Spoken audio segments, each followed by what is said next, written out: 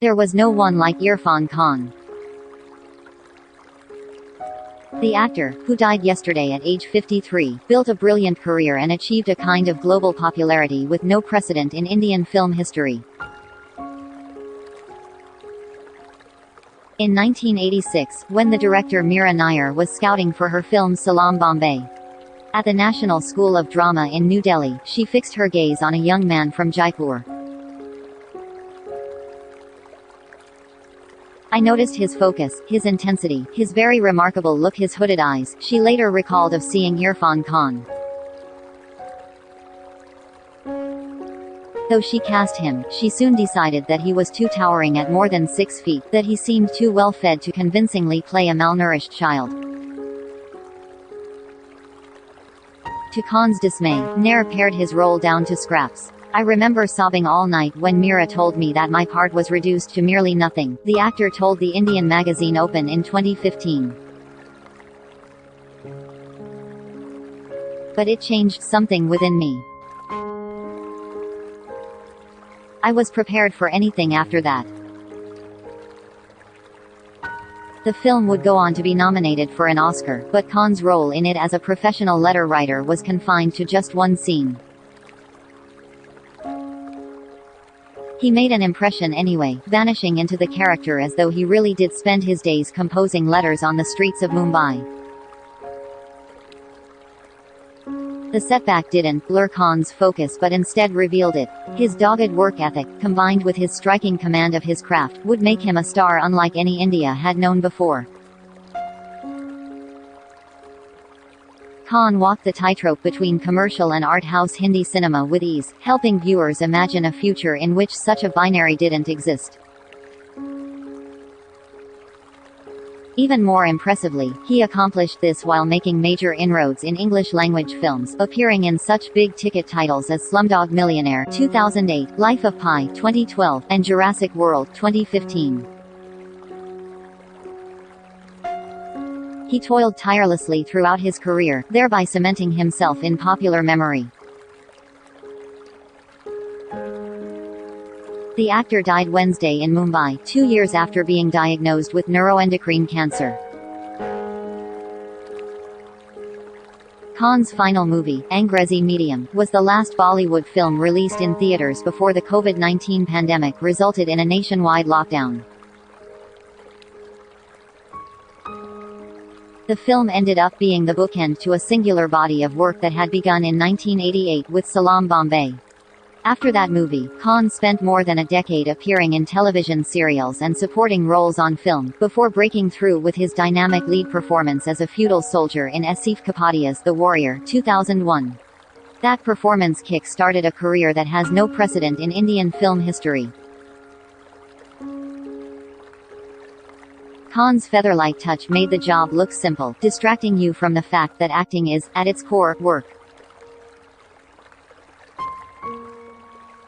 He could play the romantic lead with flushed ardor, as he did in Shujit Sarkar's Pika 2015, but he knew how to see the spotlight as a supporting player too. His style was free of the vanity or self-consciousness that could have made him seem larger than life. As his fame grew, he retained the essential quality that endeared him to viewers, a sense of relatability. Khan was an everyman who, improbably, became a star. He was born Sahabzade Irrfan Ali Khan, just 1R, to a middle-class Muslim family in the city of Jaipur, Rajasthan, in 1967. A shy and gentle kid, he'd wanted to be an actor since he was small, according to a recent biography by the writer Aseem Chhabra. Khan's immediate family didn't watch many movies, though, forcing him to nurture his dreams in secret.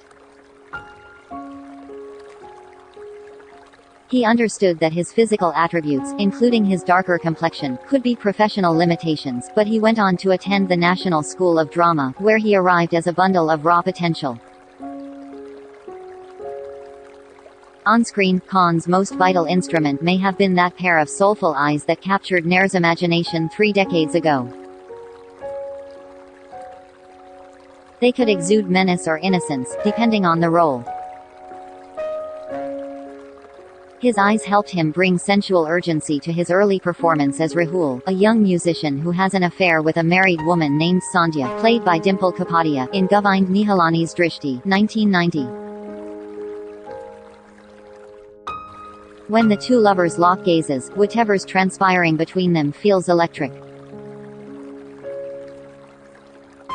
The film offers Khan just a few short scenes before he more or less evaporates from the narrative, yet the memory of his character lingers long after he's gone. That role was just a preview of the great work Khan would deliver after the turn of the millennium. Trying to pick highlights from this era is a fool's errand. He's shown in bigger releases such as Vishal Bhardwaj's Makbul 2003, a riff on Macbeth set in the Mumbai underworld, and Anurag Basu's Life in a Metro 2007, a collage of intersecting tales. On-screen, Khan's most vital instrument may have been that pair of soulful eyes that captured Nair's imagination 3 decades ago. They could exude menace or innocence, depending on the role.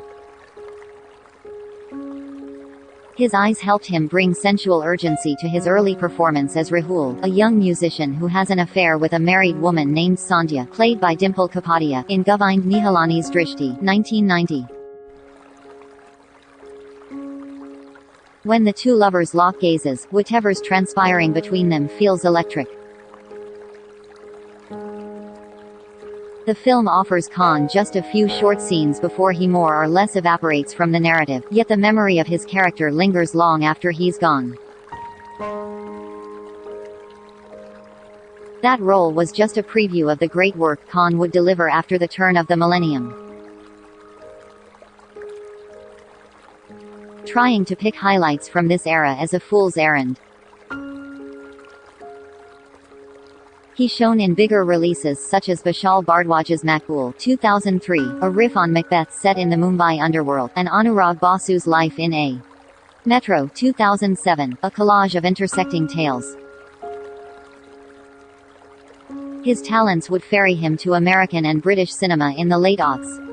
These films mostly cast Khan in supporting roles, such as his wordless cameo as a villager in Wes Anderson's The Darjeeling Limited 2007, or his part as a scientist in The Amazing Spider-Man 2012, that only suggested the depth of his talent.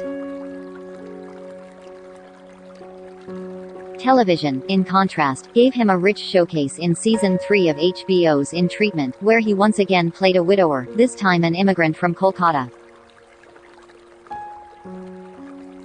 These movies didn't deserve him, but Khan dignified them with his presence, refusing to sink with the flimsy material he was given.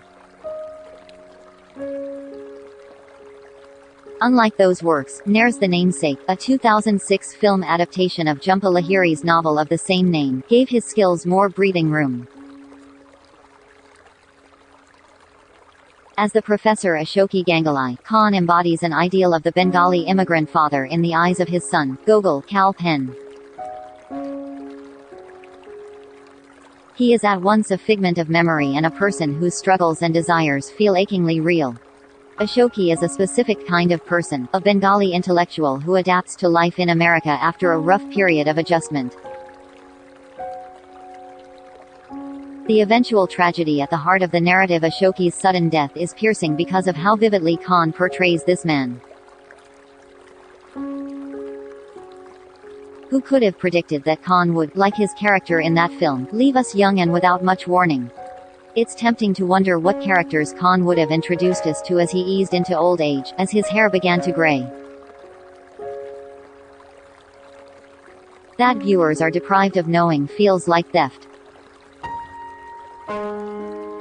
Among The Namesake's most arresting moments is a scene in which Ashoki narrates the story of how he named his son. The sequence plays on Khan's strongest devices. You see those eyes glimmer with pain and pride, and Khan's voice shepherds you through this man's past. His is a love you recognize as human, but Khan expresses the sentiment with restraint.